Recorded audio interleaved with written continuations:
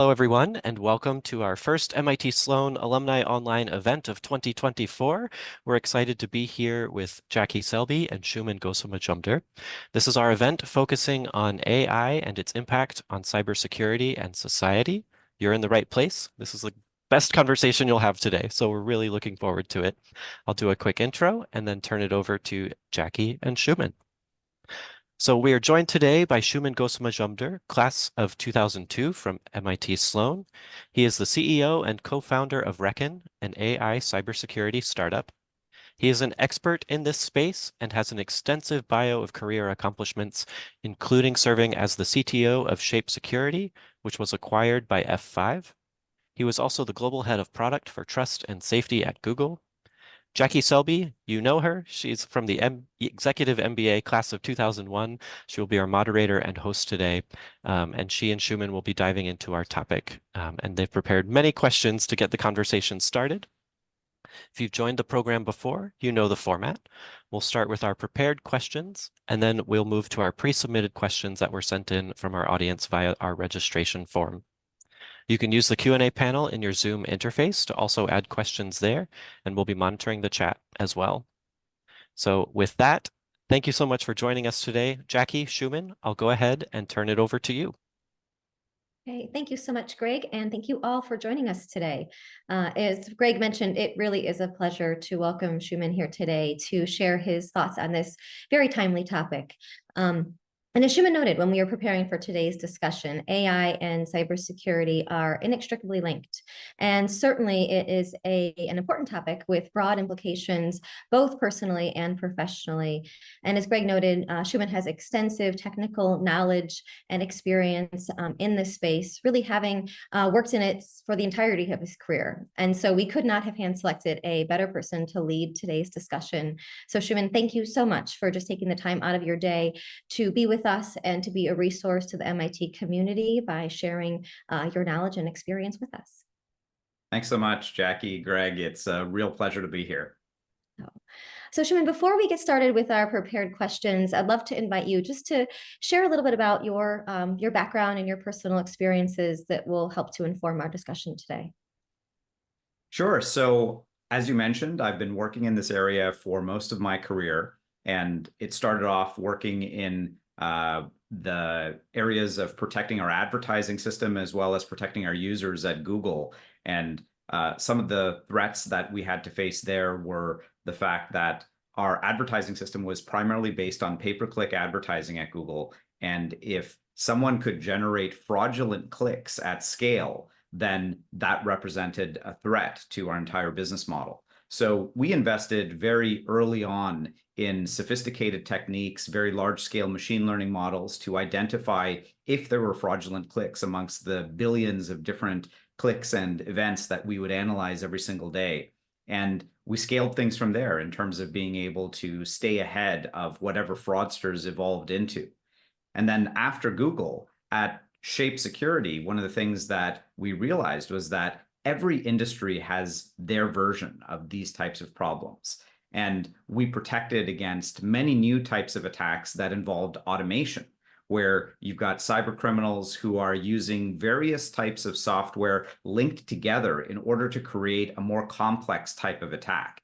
And what that results in is a new sort of threat than we'd ever really faced before in the cybersecurity industry. Before, when people would think about how do I protect my web application or how do I protect my account against being taken over or against being hacked into, they would imagine that it was an individual cyber criminal who was trying to guess what their password was. But what we found in that time frame was that the attacks had shifted, and cyber criminals were no longer trying to guess passwords. They were simply taking data breaches from completely unrelated websites, and they were replaying those stolen usernames and passwords against the sites where they wanted to take over accounts. And so what that meant was that rather than trying to hack into an individual account, they could now take over thousands of accounts at once through automation. And so one of the things that we really learned a great deal about in that time period was how big of a threat automation can be. And that, of course, leads us to today, where we see that generative AI and many different AI techniques enable automation at a scale that we've never really imagined before. Being able to completely automate human-like processes in terms of understanding what humans are saying, as well as being able to generate text and images and video and audio in a way that is completely realistic to humans. And because of all of this, we now have a new set of threats that we thought were probably just science fiction a few years ago, but now we're actually having to contend with.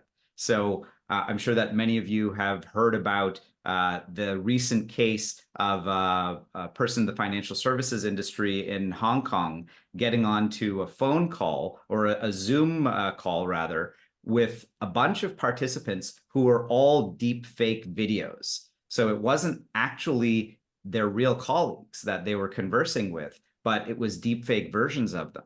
And because of the fact that this person was duped, they transferred $25 million because they thought their CFO was telling them to do this.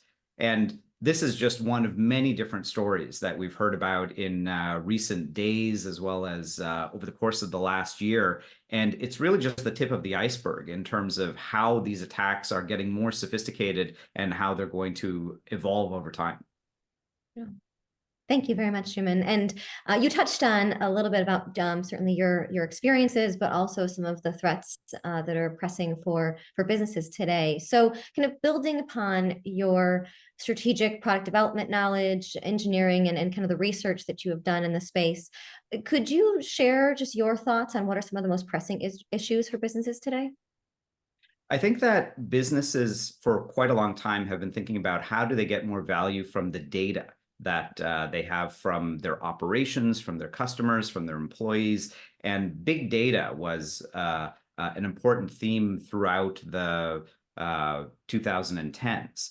But now that emphasis has really shifted over to artificial intelligence specifically, and generative AI in terms of the tool sets that people are thinking about. So just about every organization has generative AI projects that are underway. And one of the things that's incredibly exciting about that, as I mentioned before, is the fact that you can now interact through natural language. So you've got the opportunity to be able to have your employees or your customers ask questions of your data and receive sensible answers back that are also completely articulate. And this isn't something that we've really had the ability to do before. Now, it also brings a number of challenges. So we know that the way that generative AI works today, and maybe the way that generative AI works as an overall approach, has a number of limitations and drawbacks. So there's a concept of hallucinations, where there are answers that a chatbot can provide you that are not based in reality at all, or are extrapolations from reality into the land of fantasy, where it's basically just imagining what sounds like a plausible answer rather than giving you something that's accurate and based on fact. Now, if you do that in the context of drawing a picture or creating a video or creating a story, and it's designed for entertainment and designed for fiction, that can be okay. But if you're trying to answer a question about an organizational process or about a business's data about one of their customers, and you have a hallucination that makes up the answer, then that's often not okay. And in fact, in some cases, it can be extremely dangerous. And so businesses are trying to figure out, how do I get value out of my data in such a way that I can use generative AI, but get around the problems of hallucinations and inaccuracies and incomplete data and so on. And so this is one of the reasons that there's so much activity, both in the startup ecosystem around creating new types of tools and services to help businesses with these types of challenges, as well as with businesses that are spinning up their own internal projects to analyze these tools and plug them into their data sources. Thank you. And, certainly we've so far talked about businesses and of course there are concerns for businesses, but there are also concerns personally. So could you maybe share your thoughts on what are some of the pressing issues for individuals today? I think that for consumers and even enterprise users as individuals, they relate to the new crop of generative AI tools in a completely different way than businesses necessarily think about them. So obviously, there's an entertainment application that's associated with generative AI. You can go to a system like DALL-E or Midjourney, and you can create fantastic images that have never existed before. And you can use that to be able to create decorations, to be able to create illustrations in articles that you write. Well, one of the things that I've noticed, and you might have noticed this as well, is that whenever you read a business article these days, a lot of the illustrations appear to be AI generated, whether it's a cartoon or it's a photograph. You can just create this very rich imagery that, of course, is based on content that it's been trained on. And this is one of the challenges that's associated with generative AI. How do you create something without putting in material that's created by somebody else? How do you do it without creating material based on copyrighted content and so on? But while we have generative AI working the way that it is, you've got individuals with the capability to create all kinds of really entertaining images and audio. You might have seen there's many different covers of artists from one era covering songs from another era. Like there's a version of Frank Sinatra singing Gangsta's Paradise by Coolio.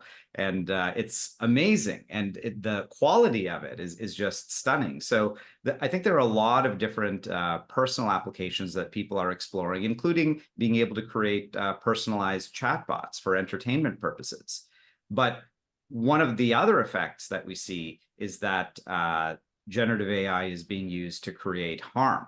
And that can be created on a personal basis as well. So a couple of weeks ago, we saw that Twitter was completely flooded by images of Taylor Swift that were AI generated and very disturbing.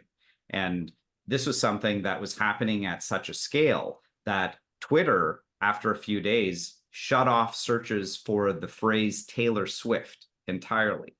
And that was very concerning to see, because what it showed was that through automation, a combination of AI-generated images and bots on Twitter that were propagating these images, Twitter really didn't have any recourse.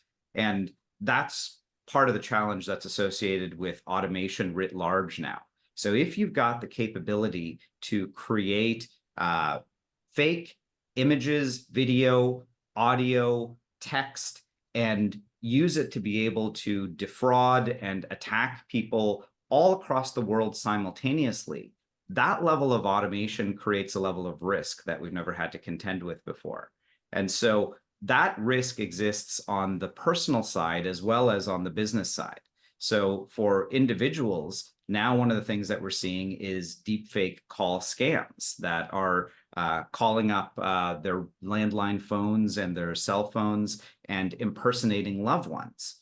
We're seeing phishing scams where very contextually relevant phishing emails are being generated based off of people's social media profiles that sound completely realistic when they look at them, much more realistic than the standard phishing emails that people are trained to look for and are familiar with.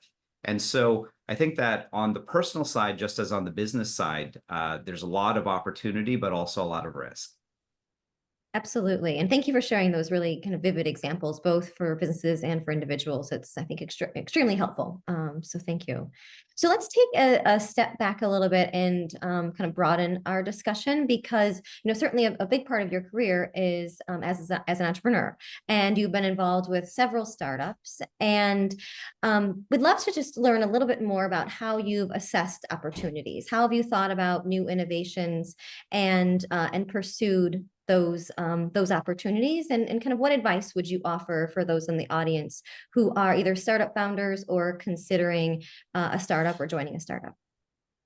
Well, the most exciting thing for me has always been the opportunity to use and develop technology.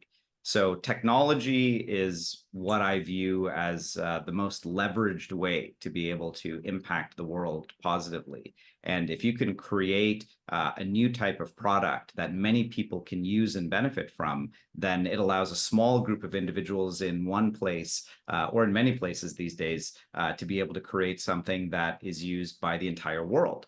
And so I've always been attracted to technology opportunities that have that type of leverage, something that can be used by as many people as possible. And so something that has a very large market in terms of its user base, in terms of the ecosystem that it's relevant to.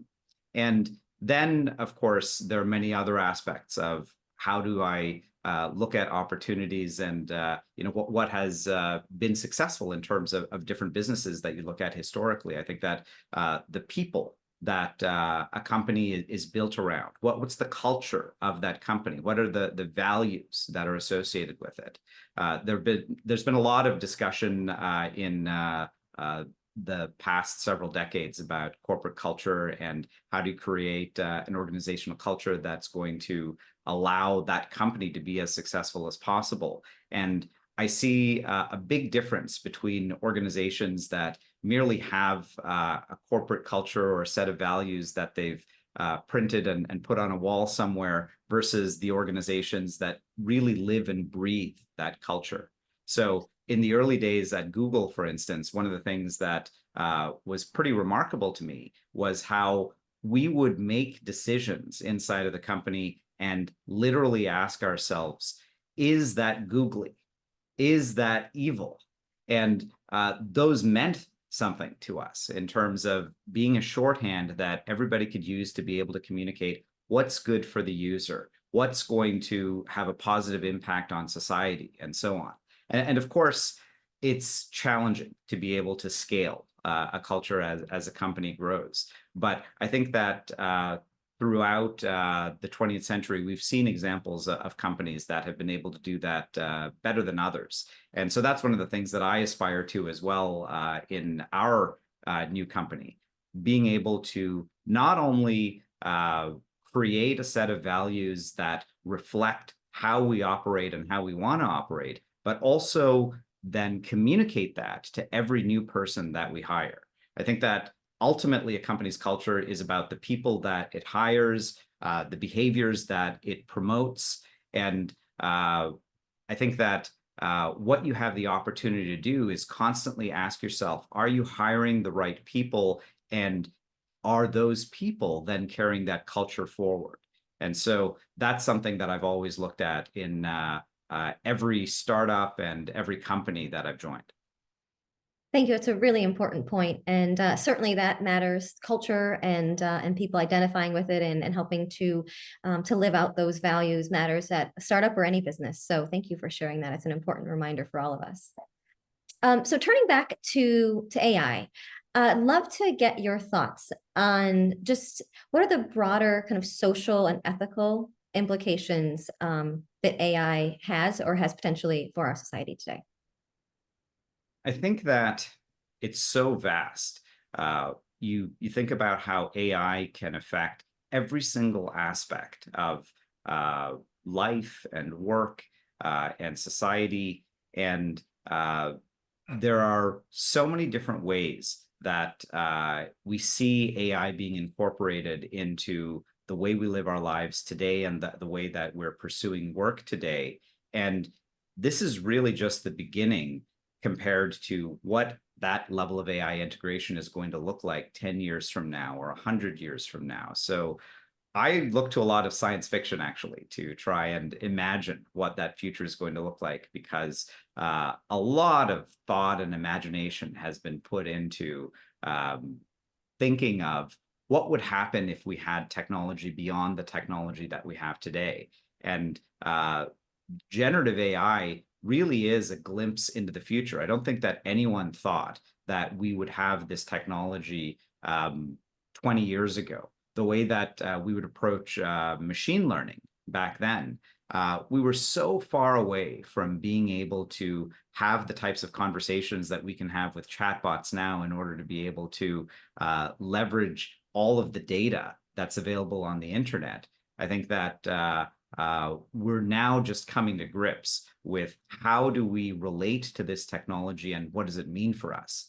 Mhm. So in terms of society overall, one of the things that we see is that people anthropomorphize technology in various ways.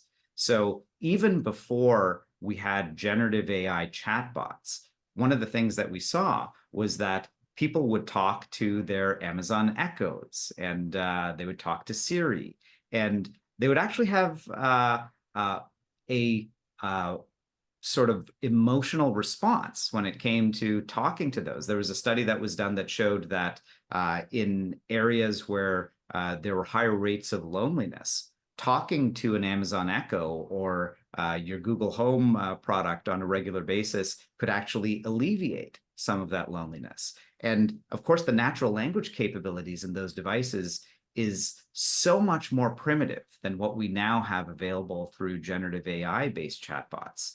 So it's not a surprise that we see a number of different startups that are creating virtual companions. So a chatbot that starts to interact with you on a long-term basis. And you actually have a lot of people who are essentially establishing relationships with those chatbots. And as a result, of course, people are going to experience emotions of trust and affection. And this is something that we don't really have any examples of at this kind of level of detail and this kind of level of closeness in the past. So who knows what it's going to look like when the technology gets much better in 10, 20 years. Yeah, no, those are really incredibly important points and interesting points too, to bring that up, that people have, kind of had this interesting kind of relationship with technology, especially as it becomes more and more kind of human-like. So thank you for sharing that. So there also may be certainly business professionals that are in the audience today that are kind of considering how their company can appropriately apply AI or evaluate the implications of AI and machine learning in their unique use cases. So could you, and also certainly with cybersecurity and preparing for possible threats. So could you share a little bit more about the advice that you might offer to those folks and how you would think about it and approach it? So cybersecurity has also changed quite a bit over the course of the last 10, 15 years. So like I was mentioning before, automation is the primary mechanism that cyber criminals now use to be able to get into different infrastructure and applications and accounts that they want to access. And what that means is that many people ask themselves, what's so special about me that a cyber criminal would want to target me? And now what that's often turned into is that there's nothing special about you at all, that cyber criminals are targeting everybody and they're simply taking over as much infrastructure and as many accounts as they can get their hands on. And that automated type of attack represents a new way of thinking about both the problem as well as the solution. So from the solution point of view, what it means is that we've seen a shift over to what's known as a zero trust architecture. So in the past, when people would think about cybersecurity, they would think about various controls that would allow them to ensure that only highly trusted users or devices were allowed to access a certain part of the infrastructure or a certain type of data within an organization.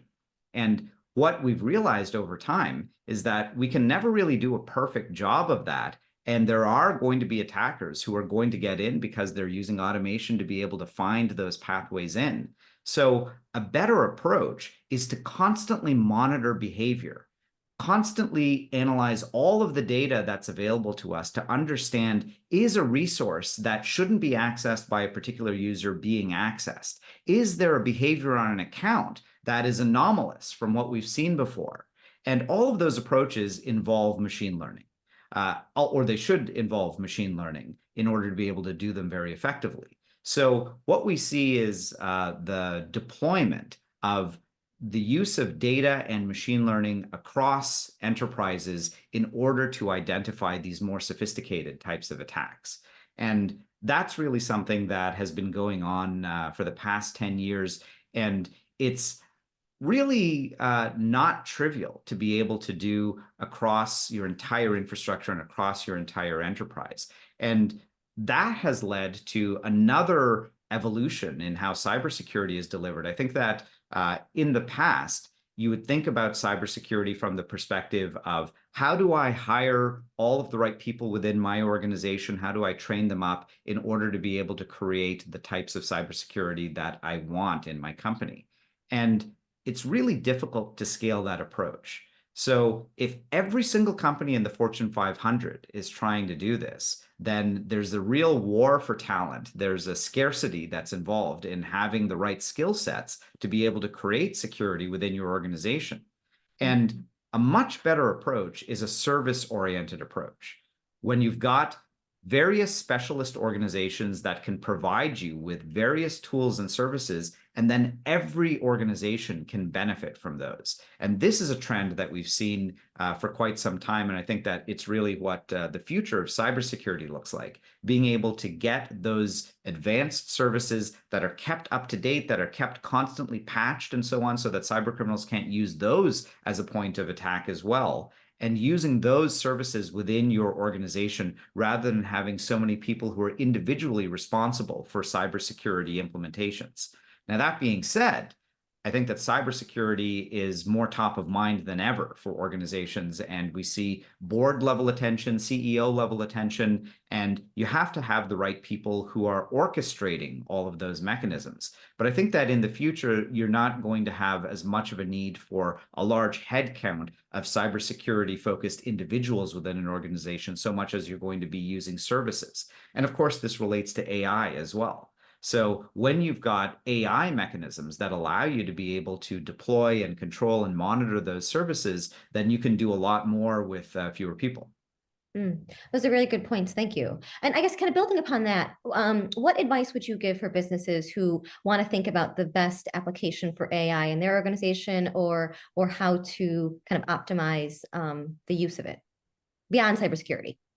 Yeah, I see a lot of organizations who are getting excited about AI and they don't quite know where to begin. And in many cases, the activities are AI for AI's sake. So they want to have some type of AI project going. They want to be able to claim that they're an advanced organization that is using artificial intelligence, but they don't really have a business problem that they're trying to solve, or at least they haven't identified that business problem yet. And so I think that that's actually sort of the backwards approach. I think that what you want to do is start with your business problems and ask yourself, which of these business problems can be made better because of the fact that we now have technology that we didn't have 5 years ago? And by the way, in some cases, that technology is going to be artificial intelligence or even generative AI. In other cases, there are other technologies that have come about that have become more popular in recent years, like edge computing and cloud computing. And those are going to be the right answers for organizations. But I think that whenever I think about how to be able to improve a company's performance, one of the things that I see is the opportunity to utilize technology. So you have to be aware of what new technology is out there. And AI has one of the highest levels of awareness of any new technology in recent years. But it doesn't necessarily mean that you have to use all of the technology that's out there. You should use the very best and most relevant technology for your organization. And so that's one of the challenges that I see with AI specifically. Just the level of excitement that's associated with AI has lent itself to a lot of random efforts that are going on within companies. But at the same time, I think that there's a positive aspect to that. I think that in order to be able to figure out how you derive value from some of those new technologies, you have to have exploration and experimentation. And because of the fact that there's so much exuberance around AI, I think that that experimentation and that exploration is happening. Absolutely, but that's very good advice. Certainly working backward from the problem that you're solving and then applying the right technology. So thank you. I appreciate that. So let's talk about the technological advancements that you're most excited about for businesses. I think that, of course, AI is front and center in terms of those advancements. I think that within individual industries and within individual job functions, we're seeing AI deployed in different ways. So, of course, in the technology industry, you're going to see the adoption of new technologies before just about any other industry, because you've got companies that are full of technology enthusiasts. You've got folks that are close to the other organizations that are building those technologies. And so it's probably no surprise that we see engineers throughout Silicon Valley who are now using co-pilots to be able to develop code, to be able to test code, to be able to develop applications from a design perspective all the way through implementation and deployment using AI and machine learning in a way that just wasn't part of their toolkit 15 years ago. And so I think that other industries are trying to figure out how do they experience similar sorts of gains in productivity and effectiveness. And we've seen that there are so many different applications in the healthcare industry and in medicine. So you've got the opportunity to use generative AI to conduct research and to be able to interact with patients and to be able to provide answers through natural language in a way that wasn't possible before. And I think that every industry is trying to figure out what are the unique aspects of their particular business that allow generative AI to have that kind of scaling impact.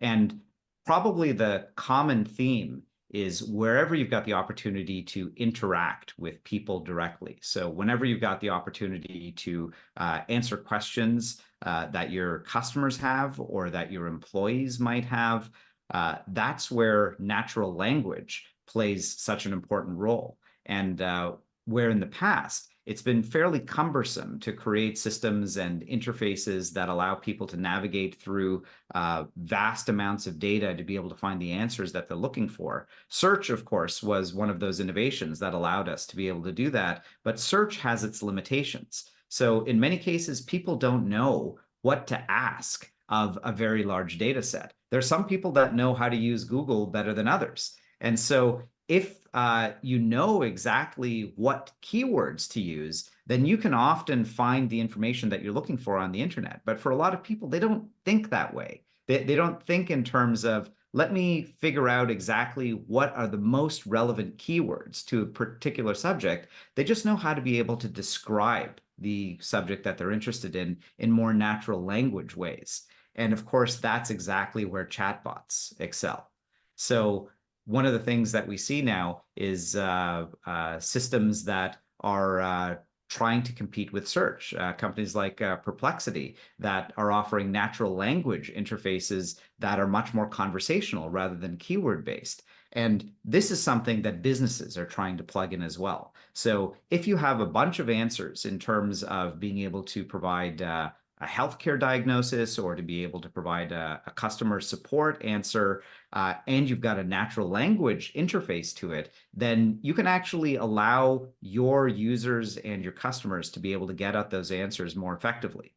Of course, one of the challenges, again, is hallucinations and inaccuracies. And that's something that I think you can look at it in a couple of different ways. So one way that you can look at it is as an official representative of the organization, you never want a chatbot to mislead a customer or mislead a user. So hallucinations can be a big deal there. And that's one of the reasons that you see even on ChatGPT and Bard's interfaces at the bottom in small text, they say that these answers might actually be wrong.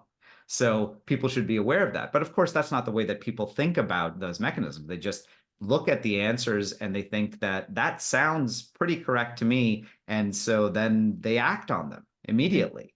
And Of course, that's not the way that people should be thinking about information that comes from chatbots right now. You should always verify everything that comes out of any sort of secondary or tertiary source. So if you don't know why a particular fact is a fact, if it just seems to be the chatbot's attestation claiming that something is real, then you should probably find out what the primary source is. And I think that that's a thought process that most people haven't quite adopted yet, because the chatbots are so powerful and they appear to be so right most of the time, especially in areas that you're not an expert in, that it doesn't really occur to you to second guess it and try and look up additional information, especially because of the fact that it appears that you've already gotten the answer that you were looking for. So now why do you have to do additional research just to be able to verify it? It's because it seems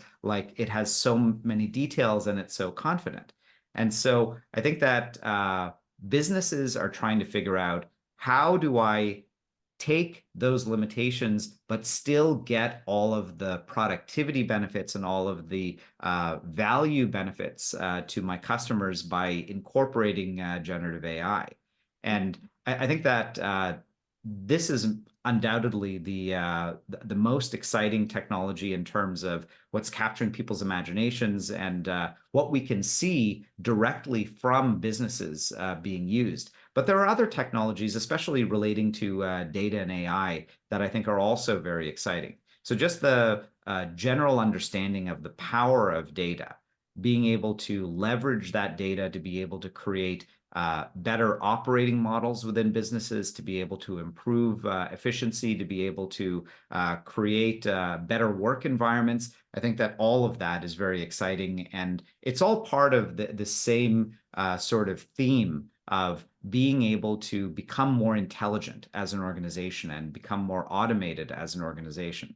I think that there are a lot of concerns that people have around automation within corporations and what that means in terms of the impact on jobs.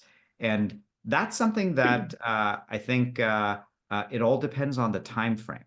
So jobs change from one era to another. We used to have typing pools. And in order for an executive to write up a memo, they would write it out in longhand, or they would dictate it, and then someone else would type it up. And now we no longer have typing pools, but that change has happened gradually enough that it didn't result in large-scale unemployment. It resulted in retraining. So all of the different ways that AI is getting integrated into different job functions, we're still seeing a lot of enthusiasm and a lot of training going on in terms of people learning how to be able to use that technology to improve their own jobs rather than replace themselves. And I think that what the next 5 to 10 years look like will be very telling in terms of how quickly that technology is going to accelerate changing the nature of our jobs. Well, you made so many wonderful points, so thank you very much. And also thank you for bringing up the topic of jobs, because that is an area that a lot of people are concerned about. So we appreciate your perspective on it too. So before we move into our audience submitted questions, I like to kind of turn and look to the future. So could you share with us your crystal ball predictions for what we can expect from the future of technology and our advancements? AI is going to be everywhere, and it's going to be really what we have been imagining from a science fiction perspective in many ways. So we are going to be working side by side with not only AI-based software, but literally with robots. We already see many startups that are creating physical robots in a number of different forms. Robots that work in warehouses, robots that deliver food, self-driving vehicles, obviously. And that is just going to increase over time in terms of the number of different types of robots that we interact with in our daily lives. And in terms of software, every single time you interact with a computer, there is going to be AI software that's part of that. So natural language interfaces, scanning all of your data in order to be able to create a more efficient way of working than you've ever worked before. Lots of new mechanisms to be able to entertain people and create new forms of media. So we're going to see a lot of things that we only saw previously in futuristic movies about what entertainment looks like as far as immersiveness. Like you look at the Apple Vision Pro, and that offers you a precursor to what the future of media and entertainment might look like, something that's obviously in the very early stages right now. But if you can create a really immersive experience, then that's something that people relate to completely differently and much more powerfully from an emotional perspective. But as all of that happens, there's a negative side to and a concerning side to all of those technologies as well. So what happens if those robots that we interact with on a regular basis get hijacked from a cyber criminal perspective? What happens if that software is actually malicious software? What happens when you have AI-enabled malware that's installed on people's machines and on people's phones? And in fact, through automation, what if it's installed everywhere throughout somebody's infrastructure? So you already look at the way that your house operates or the way that your car operates. And there are so many computers that are integrated into every single system that you use, whether it's your thermostat or your lighting or your all of the different mechanisms that control your automobile. And each of those represents a potential cybersecurity risk. So when you make each of those mechanisms much more intelligent and much more powerful, then the cybersecurity risk actually goes up as well. And this is something that I'm optimistic about in terms of creating mechanisms that allow us to be able to stay ahead of those risks, because ultimately this is what society wants. And you have all of society's support and every society's support to be able to create those types of protective technologies.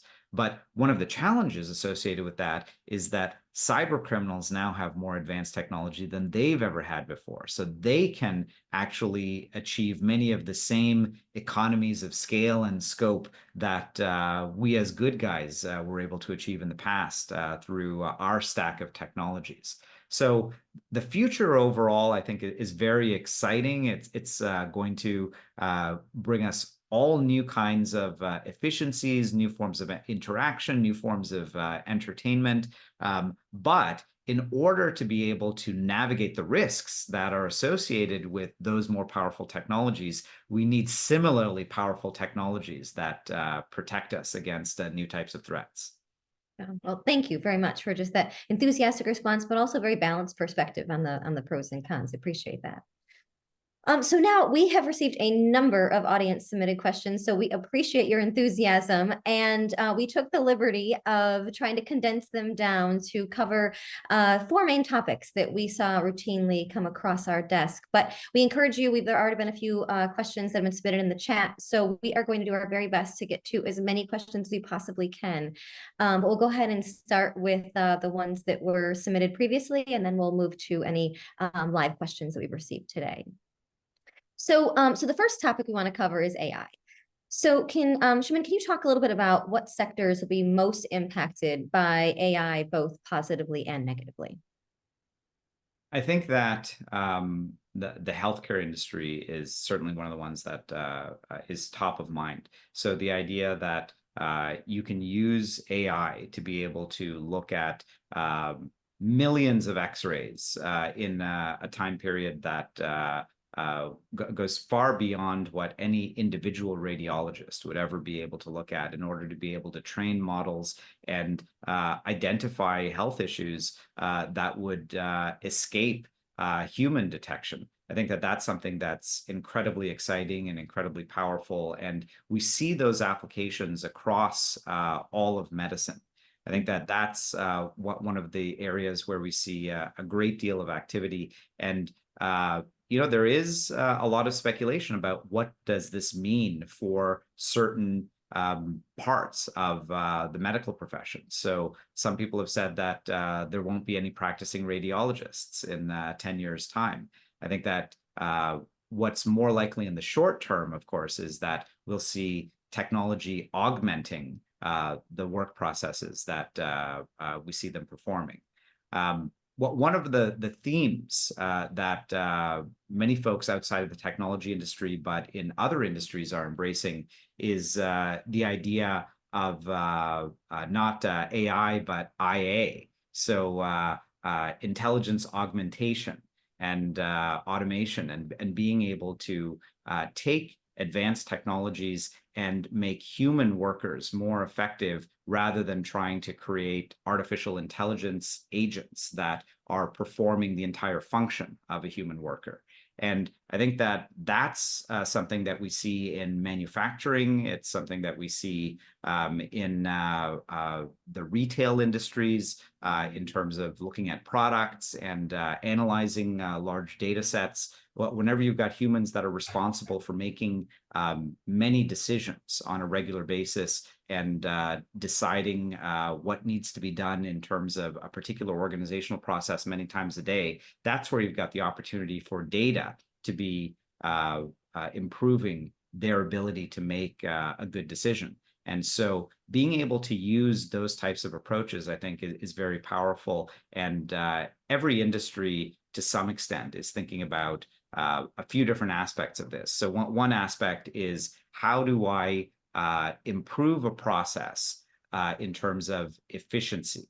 How do I improve a process in terms of effectiveness? How do I create a new type of effect or a new type of process than I've ever had in my organization before? Because now I can do something with data that wasn't previously possible using a manual approach.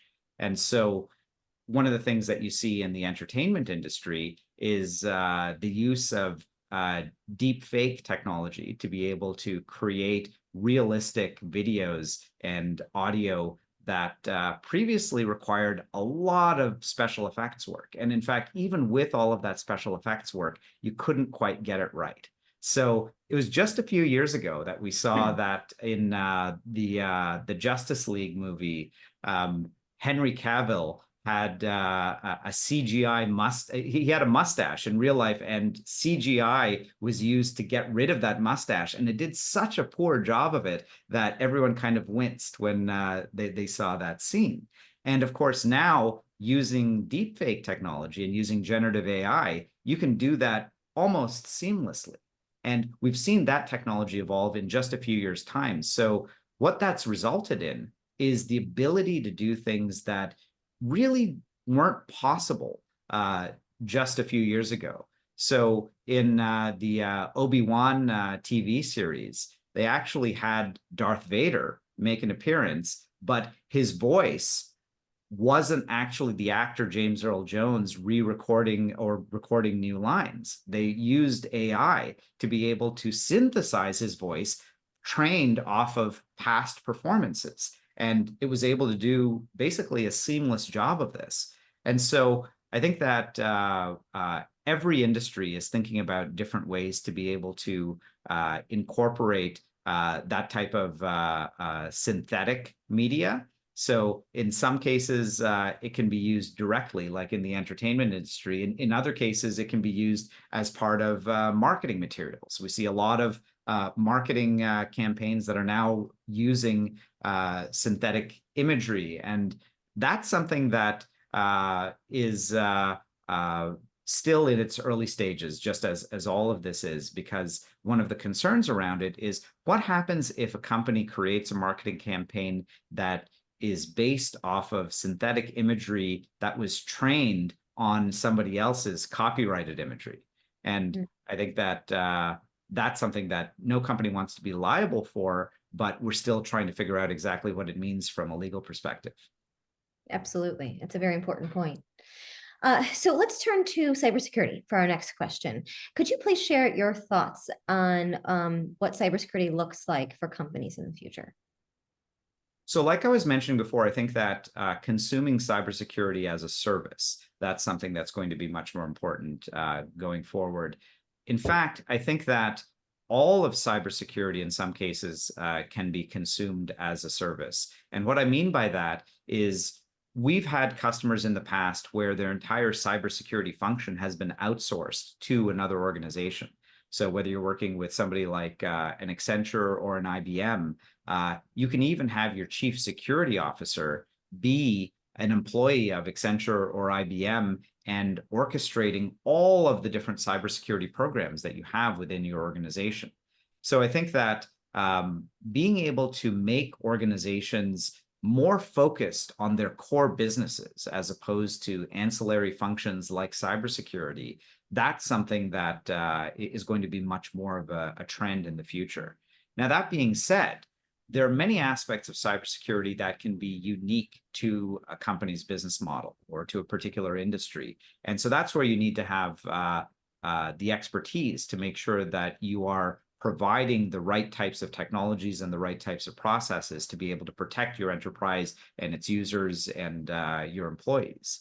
So, of course, that doesn't mean that you can't use third-party organizations to be able to do this. This is why Accenture and IBM and others have industry practices that allow them to be very familiar with the dynamics of the airline industry or the banking industry or the healthcare industry.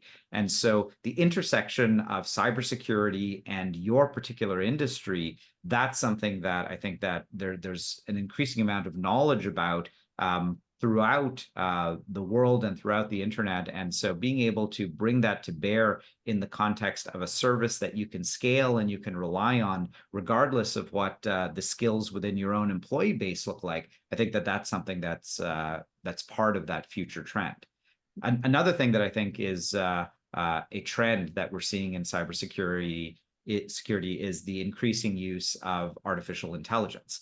And generative AI is still an area where it's not quite clear how you plug that into an organizational process to be able to fully automate it. One of the things that you can do with generative AI is create knowledge bases that allow your cybersecurity teams and employees within your organization who are asking cybersecurity questions to be able to get at answers more efficiently than they have before. So that's definitely something that we're seeing. But in terms of being able to create automated processes that give you better cybersecurity, that's more in the realm of traditional supervised learning.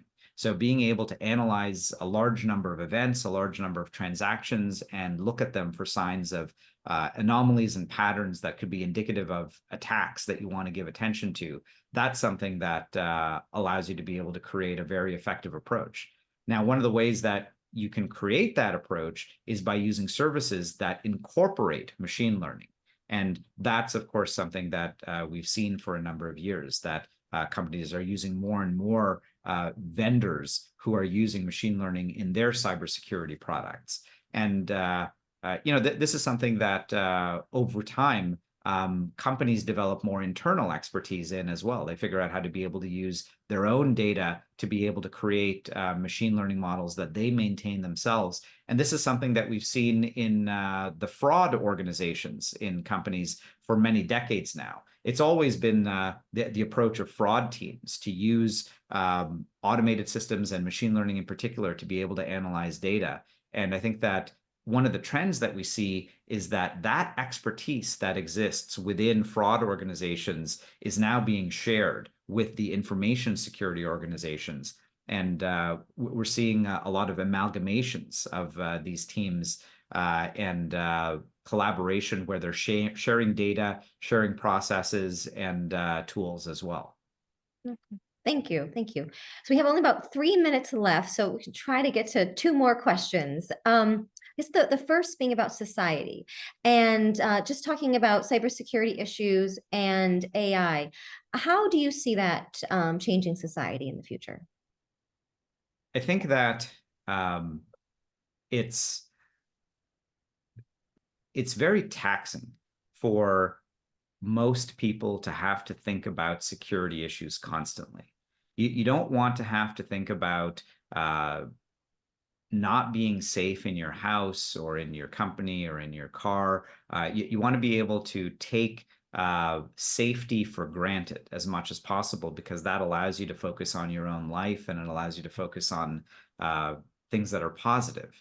And so, as someone who's worked in cybersecurity for many years, I'm always thinking about what could go wrong. What is an attack vector? What's a way that a system might be insecure? And that doesn't really make me unhappy in terms of having to think that way. I think that that's just the role that cybersecurity professionals have to play in terms of being able to keep the rest of us safe. For most people, I think that what they want in the future is that cybersecurity that's associated with AI, for example, generative AI threats, like we were discussing before, deepfake fraud, and other types of automated scams, that they simply get controlled through technologies that are baked into the technologies that they take for granted and used. So whatever is used to be able to create advanced AI systems within their car or within their house or within their company, in their laptop, at their job, all of those systems should be incorporating advanced AI-based cybersecurity that allows them to just focus on what they want to do, as opposed to having to think about cybersecurity all the time. It's kind of amazing how much people think about cybersecurity now relative to what they used to do 20 years ago. So you've got major companies that are emailing out all of their millions of users, trying to educate them about phishing scams and about other types of deep fake fraud and abuse of their brands and so on. And people having to learn and remember how to be able to configure their Wi-Fi at home so that it can't be hacked, so that it has a strong password, learning all of these password rules that they have to use whenever they set up new accounts, thinking about holding onto their personal information and not sharing it too widely so that they're not going to be the victim of identity theft. There's so much for people to remember now. And if that's the way we plan on dealing with cybersecurity issues, then it's not scalable, because there's going to be 10 times as much to remember in terms of all of the different ways that we can be attacked in the future. So that's not what I think most people want. And I don't think that that's what the future of cybersecurity looks like either. I think that instead, what it looks like is building in mechanisms that people can take more for granted without having to constantly think about how to protect themselves. I think that that makes a lot of sense. So thank you very much. I know we're at time, but wanted to just take a few moments to turn it over to you to ask if there's anything you wanted to share about your current company, because certainly I know that you're focused on fraud and using AI to protect against that. So any final thoughts before we wrap up?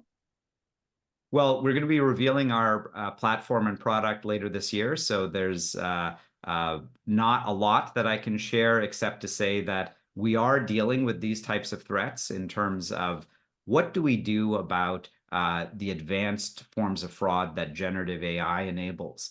And I want to create mechanisms that allow us to do exactly what I was describing, where you can take your cybersecurity for granted, and you don't have to constantly be thinking about what's good and what's bad and how do I protect myself. So we're really looking forward to that later this year. Well, thank you. Well, it's very important work and we appreciate it. And thank you for your time and just sharing your insights with us today. Thank you so much. It was a real pleasure. Absolutely. Greg, I'll turn it over to you for some final thoughts. Great. Thank you, Jackie. Thank you, Shuman. You've given us so much to think about and digest today. Your clarity and your optimism combined in this space is such a gift. So we thank you for sharing that with us today. For our viewers on the line, thank you for joining us. We will see you next time. Everyone, take care.